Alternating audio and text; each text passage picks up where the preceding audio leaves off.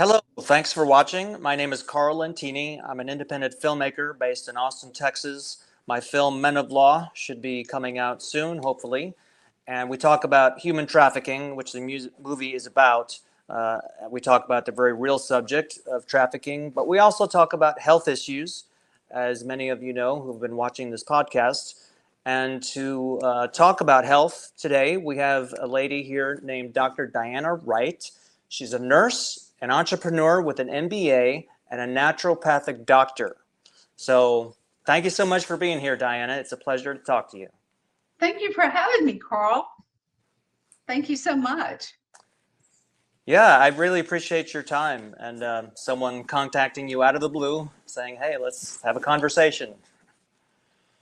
I'm always glad to share my story with anybody that wants to hear it because I want to give people hope, and that's what we need to have. And that so often is what's taken away from people when they go and they get a diagnosis of cancer, they get their hope taken away. So anyway, you want me just to jump into my story? Jump right in. I will do that. So I was born extremely impoverished, and I came from a broken home. My mother and father were divorced when I was about a year and a half old, and I grew up that way. I don't have a high school degree. I had to go to work and support the family, and so that's what I did. And finally, what I wound up doing is when I turned 18, I went and set my GED. And so I actually graduated with my GED before my class graduated because my birthday's in April and they graduated in May. So then I went to college because when you're at that point in time, when you were extremely impoverished, you could go to college basically for free. So I went on VEOG grants and I went to college and I got a 4-year nursing degree. At the same time, I had a baby, and so my first baby. And so I wound up in getting a terrible divorce. And then I met my husband and I married my husband. And we've been married now 45 years. We've been together 46. But anyway, things ticked on and I worked as a nurse and then I got my MBA. And I did that to basically start the agency that I started. So I did a travel nurse company and I was one of the first people in the nation to do travel nursing. I wound up with that company when I left because I had stage 4 cancer everywhere. But when I left that company, I was number 17 in the nation. Okay. I was that big. And when I say number 17 in the nation, I was the only privately owned, oh my gosh, nursing agency that did not that wasn't owned by someone else. So I was the only nursing agency that was totally owned by someone in America. All the other agencies were owned partially by China. So I grew that up. My son-in-law has it now. And I had cancer in 2012, stage 4 everywhere. I went to MD Anderson. They said, you're going to die. Have a nice day. And I know a bad doctor when I see one because I worked with doctors all my life. And so I went home and talked to my husband. I said, she's made up her mind to kill me. I mean, that's what she's going to do because she wanted to do surgery. And she said, there's no way you can survive anything. And I said to her that day, I said, no, I've got way too much to do. And then to myself, I said, you're not pronouncing that over my head. And so I went home and my husband and I found a doctor in Europe and we went to Europe and he was wonderful, but he died. So it's not an option any longer. But I do recommend that people look outside of America because there's oftentimes things that can be done. And I sent a lot of people down to Mexico. There's a lot of things that can be done besides chemotherapy, radiation, surgery. So I never recommend that anyone stop looking for a way to survive. Anyway, it took me 3.5 years. It wasn't a quick overnight, get over cancer thing. It took me about 3.5 years to get over it. I came out with a stroke. I came unable to walk or talk, and I had to come back from that. And that OTPT, speech and hyperbaric, did not work for me. I got no improvement whatsoever. But what did work for me was ozone IVs and kinesiology. And so I go to the Genesis Brain Health. I'll go Friday. I go once a month, and I've been going once a month since 2016 when I found them. Anyway, the ozone IVs had about 80 of them to get with the first 5. I was able to get off a cane and start walking.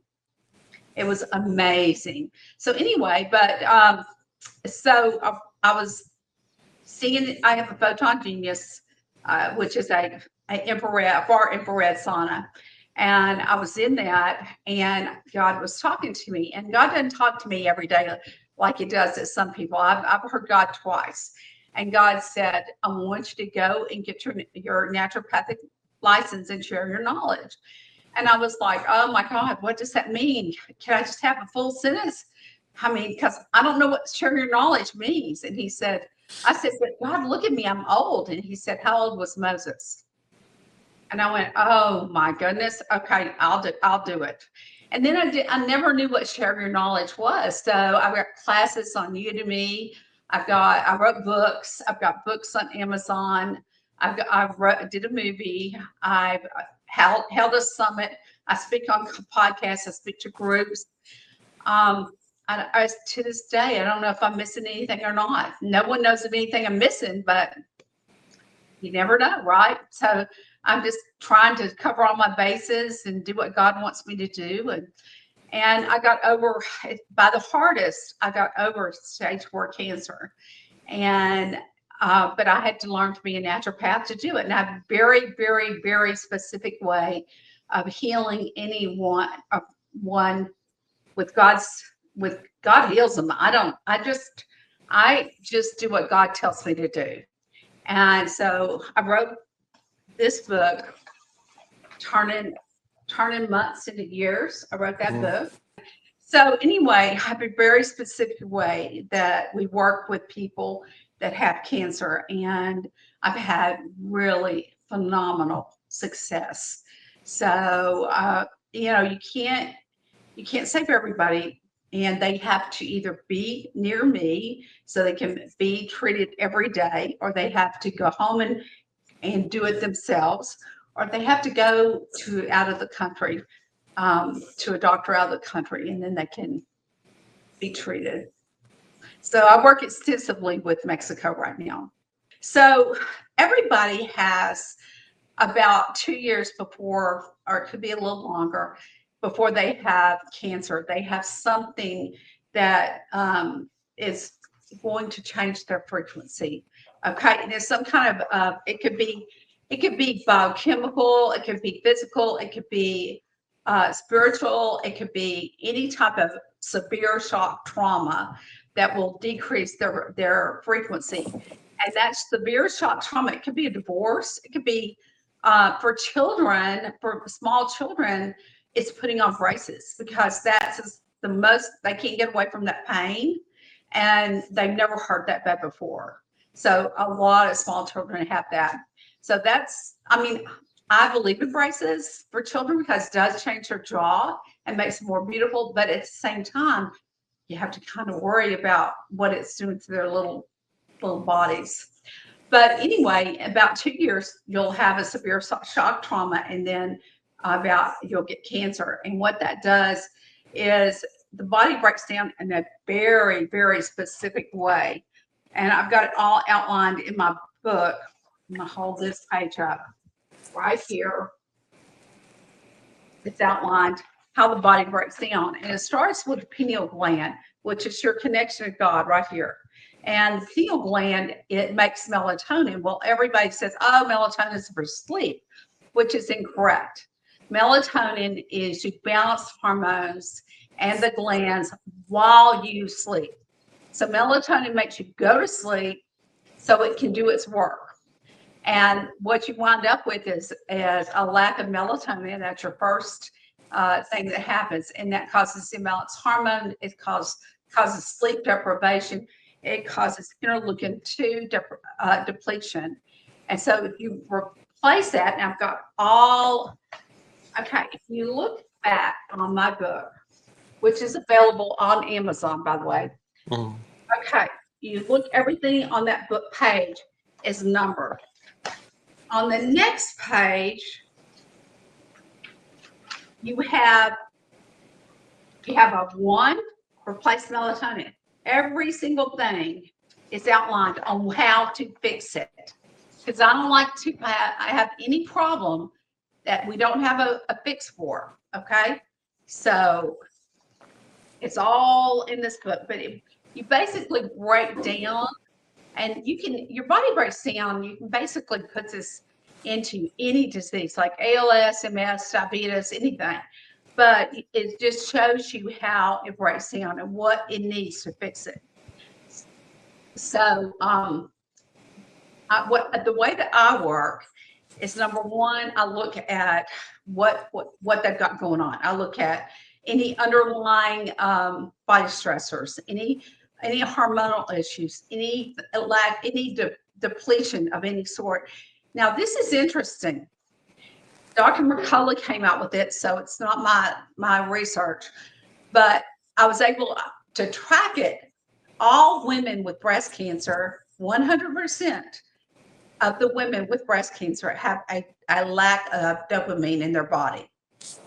Okay, so if you can get, I would give them a dopamine pill and get that dopamine up, but you can't get well when you have no dopamine. And that also makes you kind of depressed and not feeling good. So anyway, but that is one of the things that I was able to look at and take care of.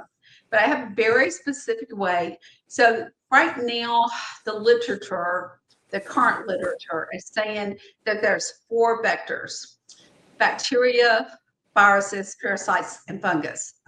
And so the literature says that the bacteria are microscopic worms and parasites are macroscopic worms. Now, what that means is the bacteria can only be seen with a microscope, but the parasites can be seen with the naked eye. And so that is one of the reasons why benzodiazole and ivermectin have been so effective in treating cancer. So what I do is I start everybody out on a certain protocol, and I tailor it for them because if somebody's got breast cancer, they have to have a dopamine supplement.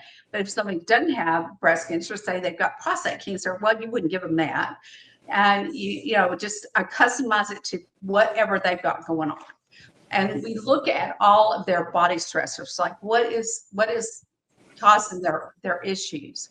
And then we go into their hormones, we go into their genes, we look at their genes. I looked at every single 100% of every single client's genes. I looked at. And what I found out is that you are dealing with a lot of MTHFR problems, and that is the inability to absorb vitamin B, and it's got to be methylated to absorb it. And so you're dealing with a lot of people that genetically cannot absorb the form of Bs that we currently have. And so that actually will make them, the Bs that are not methylated will actually cause them to have more of an injury than if they didn't take any. So we get them on the methylated B, we get the Ds and the Cs fixed. What I would do with my clients is I would do a 6-week trial where I would put them on a program and I want them to take just what we order, nothing else. Because with cancer patients, what they do, they go, well, if a little's good, a lot's better, and they want to throw in everything. So I would say, don't take anything but what's on this sheet. And what we'll do in 6 weeks, we want to get another blood test. There are specific tests for most cancers, like a PSA prostate. A breast would be CA 2729. A ovarian cancer would be a 125. a endometrial or uterine cancer, a CA125. I would tell them exactly what they needed to check, and then we would go at 6 weeks, and if the number was the same or less, we would stay the course. But if the number went up, then we changed the protocol, and we went to a different line. We could stop the ivermectin, stop the benzidole, and go to a different line of medication. So you have to really get everything straight. So what I would recommend, and pH is huge. Okay, it is a huge, huge, huge problem. So cancer, any disease wants to run an acid pH. Okay, so I mean, we're talking about anything a man, anything of the devil, it's all acid pH. Anything of God, on the other hand, is alkaline. So you can take a lemon, throw it in the blender, let me test it, and the lemon's going to test out with a pH that's alkaline. But you can pray, and your body will turn alkaline. You can say ugly words to someone, like "I hate you," your body turns acid. I mean, it is the most phenomenal thing ever. So this is so easy to treat. You test the saliva and you test the urine, and if you're in alkaline, you don't treat it. But if you got acid on either one, below a 6.4 on either one of those, then all you do is put half a teaspoon in about 3 or 4 ounces of water and drink it down. Have half a teaspoon of baking soda and 3 or 4 ounces of water and drink it down. I mean, your baking soda doesn't cost you probably, well, I like Bob's Red Mill baking soda because some of the baking soda out there has heavy metals in it, and Bob's doesn't have heavy metals. So I like Bob's, and that's going to cost about $6, but any baking soda would help. And that costs you nothing. But if you're like me, you have alkaline water, because I keep alkaline water all the time. I have an alkaline water machine. But anyway, this is a huge, huge, huge issue. Now, if your heart cannot pump your blood if your pH is off. So your heart has to have a pH of 7.23, 2 to 3, to be able to pump it through your body. Now, what the heart does, what the body does, is when the pH is off, it robs it from your bones, your teeth, and your hair. That is called osteopenia in the early phases, and in the later phases, it's called osteoporosis. Now, all it is a baking soda. I mean, how easy is that to fix it? Just turn it around.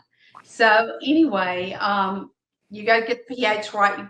Then you got to get the frequency right. So what happens is when you're born, it's all in my book. When you're born with frequency right up here of 68 to 88 hertz. One side I've got this side millivolts. I've got this side hertz, because most men have a millivolt machine. It's that thing that you plug in the wall to tell if you got electricity or not. I bet you've got one. Do you have one, Carl? No, no, I don't. You're like one of the only people I know that does it. But anyway, so what happens is, let me get back to my little piece of paper here. So you start out up here when you're born, 68 to 88, and when you get down here to 62 or below, your cells begin to mutate, and each little number between 63 to 62 to 61 on down is 1,000 diseases. But you come all the way, and colds and flus and COVID are at 57 and 58. But you come all the way down here, you see where it's red? Mm-hmm. That's where cancer starts at 42. 42 hertz plus 30 millivolts. The minute that you go to the doctor and the doctor says you have cancer, you have an emotional situation that occurs, and that's your emotions right here. And the first thing that happens is you get into fear, you get into apathy, you get into grief, you get into depression, and it pushes you further. And what that does is it pushes you down to where death begins. And so that is quite a disturbance. And so so the minute you go see the oncologist, right here, they tell you you got cancer, push you right here where death begins. And if you totally believe them, you die. If not, you go through chemotherapy, radiation, and surgery. But we've all heard of these people that, you know, they find out they have cancer and they're dead in a week or two. So we've all heard those stories. And then I don't know everything. I just know what I know. Your cancer cells get into your long bones of your body. That would be your arms, your legs, your sternum, and your pelvis. Okay, I know 2 ways to get those out. And if you don't get those out, people have cancer again. Okay, you've got to get the cancer cells out. The way you get those out is with heat. One way is with heat. Another way is with IV vitamin C. Those are the only 2 ways I know to get those cells out. But if you don't get those out, then within a year or 2, you have cancer again. So that's really important to get rid of those. And so that's what your far infrared sauna is for. And you can go on Amazon and get one for about $200. They're not that expensive. I mean, they're a whole lot cheaper than one little thing of chemotherapy is probably going to cost you $100,000. Or your insurance company $100,000. So I'm pretty inexpensive to have that. And I did it for 8 years straight every day. And there are just so many things. I'm throwing this out because one of the girls that I was playing mahjong with, she said that was the one thing that she felt like was the most important thing I ever talked about. And that is how to get rid of radiation. She had a lot of PET scans and CAT scans and on and on. So everybody needs to be aware that one PET scan or one CAT scan is 5,000 chest x-rays. That's how much radiation is in it. That radiation never leaves your body, but only makes you sicker until you do something about it. Now, what gets rid of it is 160 of melatonin 30 minutes prior to the procedure, and 160 of melatonin immediately after the procedure. Now, that does not make you sleepy. You would think melatonin would make you sleepy, but it does not. So I do have a medical doctor that I was treating for breast cancer, and I was telling her about the melatonin. And you can Google it. There's articles on it or PubMed it. Anyway, and with her breast cancer, she would take the melatonin. That was the only thing that ever made her tumor get softer and feel like it was doing something. So she is taking the 320 of melatonin every single day. Yeah. So you can't buy those pills, the melatonin pills, at Walmart or Walgreens because they're like 3s and 1s and 3s and 5s. So you'll have to go to a naturopathic store, and then they'll have 20s or 60s. Yeah, whatever they have. But yeah. So they have quite a bit. But anyway, there's just so many things I could tell you that are like that. But, you know, I always say not everybody is different, because every body has its own thing that'll respond to, and that will respond best to. And every person gets into different things in their lifetime. So going back to your original diagnosis, it was stage 4. Yes, but forgive me if I'm wrong, but stage 5 is considered the last stage. No, 4 is the last stage. 4 is the last stage. And so, okay, that didn't happen overnight. I had 47 misdiagnoses. Okay. And that's kind of what ended me on American medical care, because I gave my life to this industry. I worked, I worked through this whole industry for 37 years. And all of a sudden, I mean, I've got all these misdiagnoses. And so I had a terrible gynecology oncologist. I had ovarian cancer. And I went every 3 months for 6 years. I had 4 pelvic ultrasounds. He never read a one. I'd walk in, he'd go, "Oh, you're doing great. Everything's wonderful. No, everything's negative." Never looked at a thing. When I went back and pulled everything, there it was. There it was, just he didn't read it.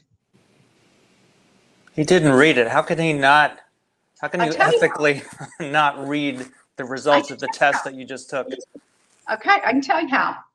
So, I was so lucky, Karl. I became a nurse in 1980. Okay, so I know good doctors. I mean, until the mid 90s, the doctors were fabulous. In the mid 90s, we got barraged by big pharma and insurance companies. So the insurance companies took an hour of time and they divided it into 15-minute increments. So you're supposed to see a patient 15 minutes, and 7.5 of it is to see the patient, make the diagnosis, and 7.5 minutes is to chart. But that is not what doctors do. They book 8 to 10 patients in that 1 hour increment, and they have a minute or two for you, and that's it.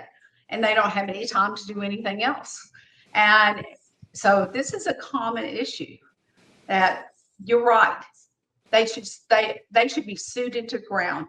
I personally wanted to sue him, but I didn't want to spend the last years of my life in a lawsuit. And if I died, then, and I didn't know at that time if I was going to live or die, but if I died, now it's been 13 years. But if I died at that time, he automatically won. So I just made the decision I wasn't going to spend the last years of my life in a lawsuit for that. And I would imagine he had other patients whose charts he didn't read. Oh, I'm sure he did. I'm sure he did. I'm sure that he had lots of, I'm sure that I was not the only one. Yeah. And probably people who didn't make it. Oh, probably. I'm sure. And you have to be really, really aware of all that. I mean, I had a nurse who had a spider bite near her rectum at a hospital that I sent her to because she was working as a travel nurse for me. Well, when they sent me her records from the hospital, they didn't send me her records. I got the records. I had somebody else's name on it all the way through. And I'm like, well, these are not her records. They were treating her off of somebody else's records. And they got into our file by accident and nobody noticed. And the guy's name, it was a guy. It wasn't a female with a spider bite. It was men with heart problems. His name was on every page. So it happens. It happens a lot. And, that's really why they have quality managers in hospitals that look into all making it better. Making it better. Yeah. But anyway, I was really lucky because I got to see what being a fabulous doctor was like. So How did you discover this gentleman in Austria, this doctor? okay, so I told you I had the largest single owned nursing travel company in America. So I had a nurse that worked for me, and her name was Jan Steele, and she sent me an email. She worked in the office for me, and she sent me an email, and she said, "I found this doctor in Austria, and he's got all the things you're looking for." Because at that time I was looking for hypothermia, and I was looking for dendritic cells, and I was combing the world trying to find somebody that had that. Well, what he had done is he had treated women with ovarian cancer, and he had written it up in PubMed. Well, he had just published it. Yeah, and so it had been out like maybe 3 weeks when she had sent it to me, And he called me. I mean, he called me from Vienna, Austria, and he said, when are you going to start your healing journey? And I said, September 29th, when my appointment is. I was kind of like totally taken aback because I told you. And he goes, I will treat you whatever day you show up. And so I went on the 17th, which was as quick as I could get there. So anyway, I go into an office and there is not one person in the office, not one patient. There's a full staff. I mean, everything is, and I'm looking around and I'm going, oh my God, to myself. And I'm thinking, this guy's a nutcase. I better get out of here. Well, they come in on a holiday to see me. They have different holidays than over there than they do here. He made his entire staff come in on a holiday. Wow. Unbelievable. Yeah. And he took such good care of me. I mean, he was fabulous. He had his own son drive me 5 hours away for a hysterectomy, wait 11 days, and his own son went and picked me up and brought me home. Who does that? Nobody in America does that. But he did that in Vienna, Austria. It was fabulous. And he said, every time I call your company, they all love you. And I was like, I mean, yeah, pretty much. So, I mean, we were all really, really close, and it was quite a devastating situation. Are you able to, I'm sure you have, looked back on your own life at the contributors? Okay, how did I get this? I didn't want this, but it happened. Okay, maybe some other people have that. Okay, I was your finicky little girl. I was the one you wouldn't even like, Karl. I was so much not fun. Okay, I didn't smoke. I didn't drink. I didn't take drugs. I didn't do I didn't eat carbs. I didn't eat birthday cake on my birthday. Okay, I didn't do anything. No sugar, no nothing that would not be good for me. Cancer everywhere. I had cancer everywhere. I went, well, hell, that didn't work. I might as well do it whatever I want. But you know what? I found out, which I did not know, I had BRCA1. So I went to Dr. Magoo, who's at Genesis Brain Center in Missouri, and she changes genes. And so I had my genes changed. Well, I'm laying on the table, and she goes, well, you have never spoken about BRCA2. And I said, well, I don't have BRCA2. I just have BRCA1. She goes, no, you got so much BRCA2. I have to get rid of that to get down to the BRCA1. So I never knew that I had BRCA1 or BRCA2. I'm sorry. What is BRCA? Oh, it's a gene. It's a genetic. It's a genetic. I want to call it a malfunction. It's breast and ovarian cancer. So in any man that has breast cancer will have had BRCA1. Okay, so, and there are different things that work for BRCA1 and different things that work for BRCA2. So anyway, yeah, I didn't know. But out of my father's side of the family, there were 5 kids, and all 5 of them had cancer. They all had different cancer, but they all had cancer. And looking back on it, this is really interesting how it worked. So it skipped a generation, and my great-grandmother was 39 years old when she died of ovarian cancer. Okay, and then my grandmother never had cancer, and then her 5 children all had it. But then I had it. So, and 2 of my children have it. So genetics is a factor. Oh yeah, it was a factor. But I'm just saying, I mean, if my life, and I worked out, I did everything right. Every single day I worked out. I mean, I kept myself a size 4 all the time. I mean, I did everything perfectly, and none of that worked for me. But I had the gene, and I didn't know that at the time. So that's why when you have a client, you test their genes. I do, because I mean, you got to know what's going on with them. And I'll look at all their, like, I might get driven. Like, say somebody comes in and they tell me, oh, I've got high blood pressure or something like that. So I'm going to start talking. Well, all men come in with the same complaint. 100% of men come in with ED. Okay, I do not do ED, I do cancer. But they all come in, that's the one thing they write down. Okay, if a doctor came in and he had 1 minute and you told him your issue was ED, he'd be throwing you a prescription for Cialis or Viagra and walk out of the room. But I started talking to him. I talked to him. It takes me about 2 hours to talk to somebody to figure out what is really going on. But anyway, I'll talk to somebody and I'll get driven to do different tests. So if I'm talking to them and they say they got high blood pressure, I'll get driven to do a heart, look at their hearts, look at their veins.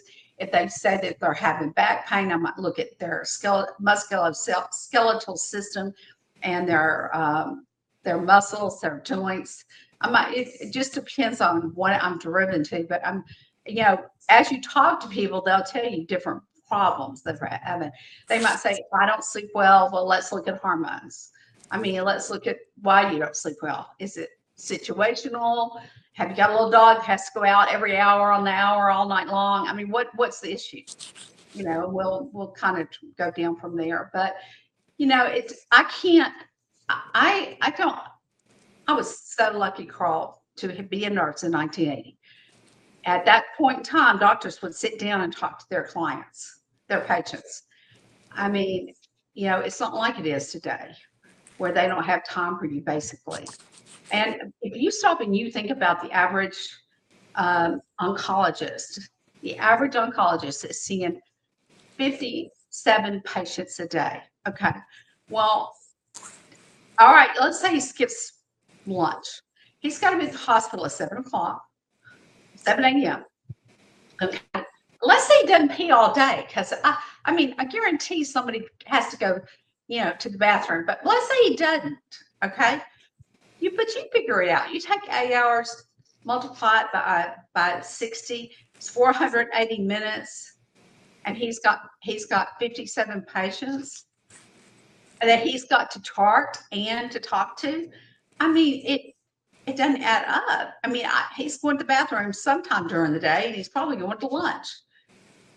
So you just can figure out that that's not where it used to be. So anyway, life was a lot different, but I do feel sorry. My aunt had breast cancer, and she had back in 1957, the year I was born.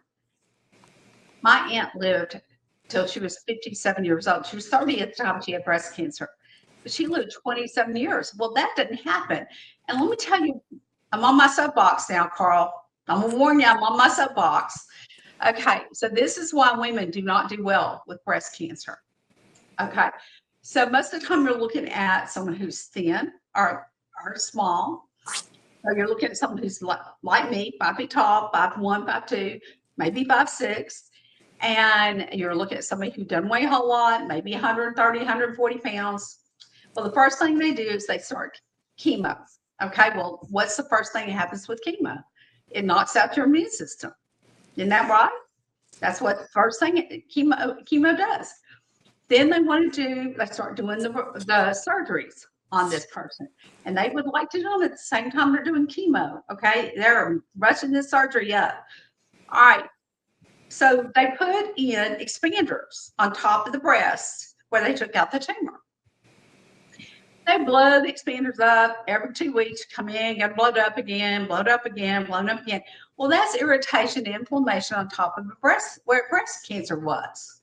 Okay, that's the only surgery that they do like this. If they cut out a prostate, they don't go in and put in an artificial prostate and blow it up. If they cut out a stomach cancer, esophageal cancer, brain tumor, they don't go in and put in any artificial anything and start blowing it up. Okay, then the next thing they do while this is still going on with the getting it big enough to put the implants in, and all of it's done under a different surgery, because every time they do a different surgery, they get to rebuild for the whole thing. Okay, so they could do at the same time put the port in, do the mastectomy. I mean, they could double up a lot, but they don't. They put them all separate. Well, here a woman's body has gone through having a port. That's one surgery. Then the mastectomy. Now, most of the time they will put the implants in at the time of mastectomy. Then the third, they blow it up 6 months down the road, maybe 3 months down the road, depends on the size the woman wants to be. They take out those and put the implants in. They take out the expanders, put the implants in. That's surgery. Now we're at number 4, surgery. So in 3 to 6 months, a woman's been under general anesthesia that many times, had that many insults to a body, that the first thing they've done is killed off her immune system. The very first thing they've done. And they don't do well. They don't do well doing all this. And I'm here, then they start the radiation after they get through with chemo. Now, just for me, I mean, we all hear about these women that have boob jobs and how perfect they look and how beautiful. That is not how women that have had breast cancer look. You might have one up here and one down to your belly button. You have leathery purple striations across the chest. Let me tell you, it does not look like, it's not beautiful. Let me just say that it is not beautiful. And what I would try and get every woman to agree to was wait a year for the implants. Do the mastectomy if you want to do the mastectomy, but wait a year to get it implanted, because I mean, it's just too much on a little body. Just too much. Go ahead. The treatment that you recommend for breast cancer, does it involve surgery at all? Usually not. First, I'm going to say that this is a horrible picture, but I'm going to show you this picture. Okay. Can you see this? Yes. Okay. So I never see an external tumor like this. This is a breast cancer. And I had 2 in the month of October last year. And I had never seen one before, and I haven't seen one since. Okay. This was this is our first treatment. And this tumor smelled so bad, it would knock you down when you walked in the room. It was that bad. Okay, this was on October the 15th of 24 at 2:32. That's what it looked like. At October, all of these are within 15 minutes of each other. So at 2:44, now we're not even 15 minutes away. Now it looks like this. 15 minutes later, at 3:01, it looks like this. 15 minutes later, it's already starting to heal right up here, and it looks like this 15 minutes later. Now, what did I do to her? And I'll tell you all about why I recommended that she go get surgery. Okay, so the first thing I do is I put iodine on the whole tumor. And literally within 15 minutes, I had it to where it wasn't smelling at all. And it was like meat that had been left outside for like six weeks. It was horrible. And so I did that. And then I put a Sri Lankan cat's eye gem, teed it up. And then I put a cornelian zirconia to cool it down. So I heat it up, cool it down. I'm sorry, diamond zirconia. I heat it up, cool it down, heat it up, cool it down, 15 minutes each. So that's weakening the whole breast cancer. At the same time, I'm hitting it with a scalar laser. At the exact same time, I am putting a frequency machine on her to get her in a healing frequency. I want her to get into normal frequency, not cancer frequency. I want her off of that cancer frequency. So that's what I would do. Now, I did this for an hour, and you could see that she had great results. But I was honest with her. I said, I can fix this. I can reverse it. But what we're looking at is you have to be here every single day for a year. I mean, and she didn't live here. She lived in Kansas. and didn't live near me. She lived pretty, that wasn't possible. She had to work. She lived in Kansas. I said, or your choice is you can go have a vasectomy, get it cut off, and go on with your life.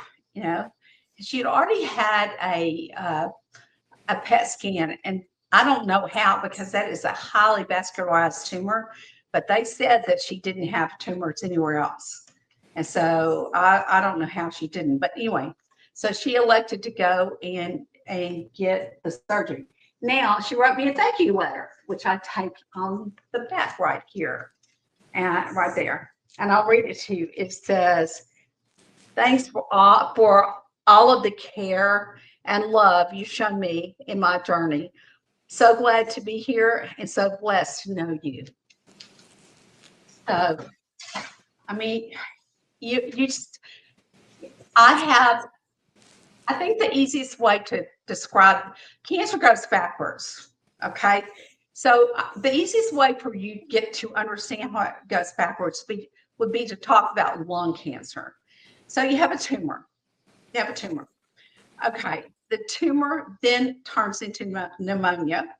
So now you got pneumonia going. Pneumonia turns into bronchitis. What is pneumonia and bronchitis? A severe inflammation of the lungs and a moderate inflammation of the lungs. Okay, then it goes in and it goes from bronchitis into like a cold, and it clears up. And so everything goes backwards, and that's how it works. So, and I guess it's easiest to understand that one, because when you watch the other one, other areas like breasts or prostates or spleens or pancreas or whatever, it's harder to figure that out unless you're doing cancer antigens on a regular basis. I do recommend.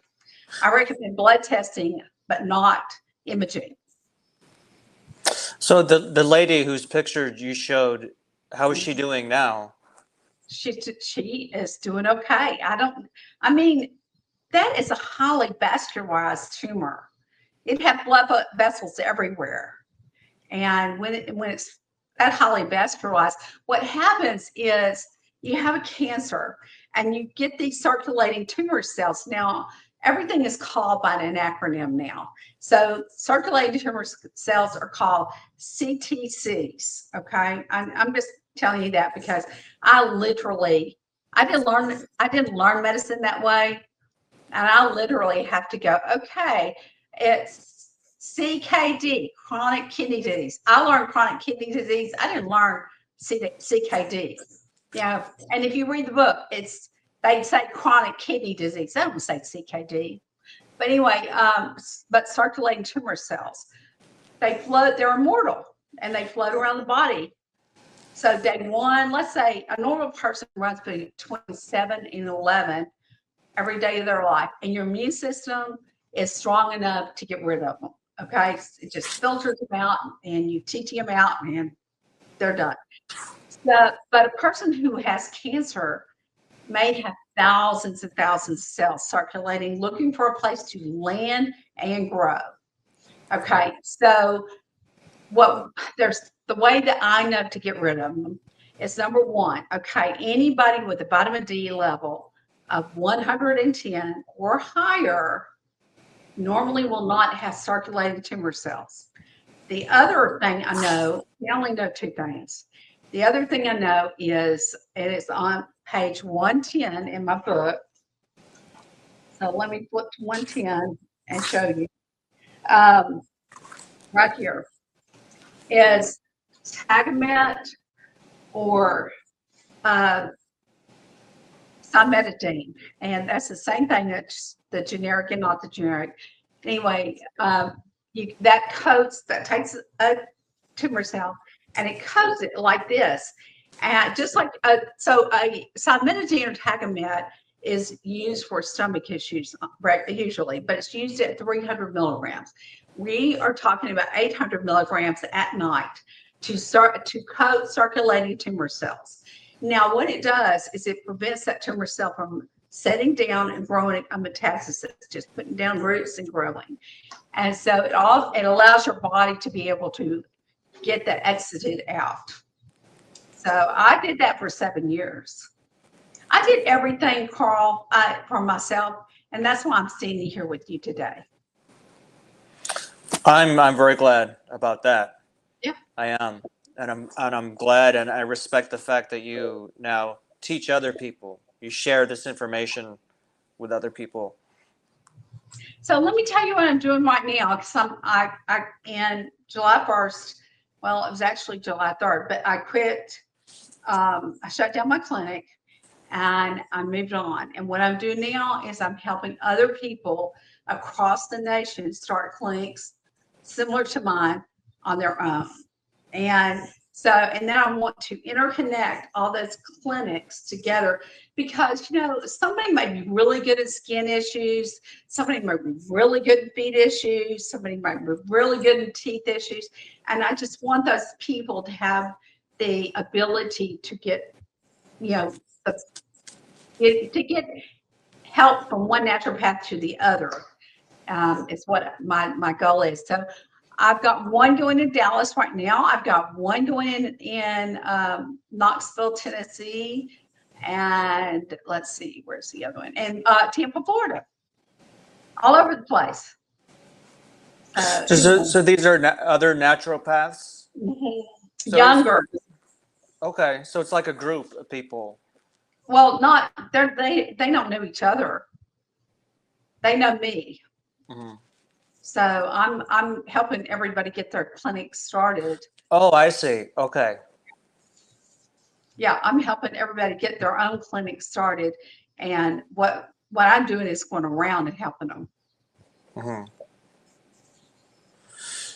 Because I was going to ask you if the treatment that you received in Austria, is that today available in the U.S. anywhere? No, Not no. Still not. It's available in Mexico. And see, they have things in Mexico. Like I heard today on Fox that they have developed a cancer immunization for pancreatic cancer. And I notified a pancreatic client that I had, and let him know to be looking at. I worked with the same young man for over 15 years. And so he's keeping the clinic going, and him for himself. I mean, he's the doctor himself. He and I worked together for 15 years. He worked at my travel nursing company. I took him with him. I took him with me when I left. Mm-hmm. So I have just kind of a general question. Sure. What needs to happen in the United States of America for people to be able to go locally and not have to go to some other foreign country to get this treatment? Bobby Kennedy. I mean, okay, we are talking about an industry that is being corrupted by big pharma and insurance companies. And I want everyone to understand that there is not one drug for chemotherapy that's FDA approved. Not one. And you have to understand what chemotherapy is. I mean, it's vincristine is mustard gas from the First World War. Do you know what that is, Karl? Mustard gas. Yeah. Okay. It's kept in salt mines in Louisiana, and they pull it out and give it as chemotherapy to cancer patients. Now, I don't know about you, but I don't want something 115 years old circulating in my body. You know, I just do not want that. And carboplatin is melted down platinum. Well, melted down platinum is what they used to make jewelry out of. They still make high-end rings out of platinum. It's heavy metal poisoning. That's all it is. And when you wind up with having, okay, I could take either one of those, pour it on the floor, and it would burn. I'm on a slab here, and it would burn a hole through the concrete. Okay. Now it is diluted, but you have to realize they're giving you Benadryl, they're giving you 6 or 7 different things to stop all the side effects that you might have from this this horrible concoction. So it's not an easy thing. I mean, I think chemotherapy is one of the hardest things a person can ever go through. I didn't know that FDA hasn't approved any chemotherapies. None of them. So how can they treat people with that? You tell me how the insurance company can pay for it. I mean, not being approved by any, no, it's horrible. It's just horrible. Yeah. It just makes me sad every day of my life. So, boy, we've been talking almost an hour. We could probably go another couple of hours. I know. Just call me back and we'll do it again. Yeah, I would love to. I mean, seriously, we'll talk about something more fun maybe next time. Well, I will put the links to your website, to your book, and your film in the description of this video. And just how do people find you? People who are watching this? Well, they probably need to call Dr. Frank Whalen if they want to be seen, because he's picked up the ball and is running with it. The name of the company is Divine Health. Say again. Divine Health. Divine Health. In Salem Springs, Arkansas. And then if they want to talk to me about helping them develop a clinic there somewhere, my number is 479-871-3505. And they can just contact me directly. Okay. Well, hopefully I won't need it myself, and I won't need to refer anybody, but just in case, it's good to know that there's a resource and there's people like yourself out there. It's everybody needs a coach. I mean, that's the whole thing. I just wanted to be a coach for people because they all need one. And I mean, navigating this yourself alone, that's why I became a naturopathic doctor. I didn't know what to do. I went home the night I got diagnosed. I'd been at that point a nurse 37 years. And I went home and I said to myself, if I do chemotherapy, radiation, or surgery, I will 100% guaranteed die. Guaranteed to die 100%. Now, this is crazy, Karl. You can do nothing, and your survival rates on cancer are 60%. 60% of the time, a healthy body that has not been exposed to any type of radiation or chemotherapy will kill it themselves. Okay. But anyway, getting back to this, I went home and said, I'm going to die. But there's this thing over here I know nothing about called functional medicine, naturopathic medicine.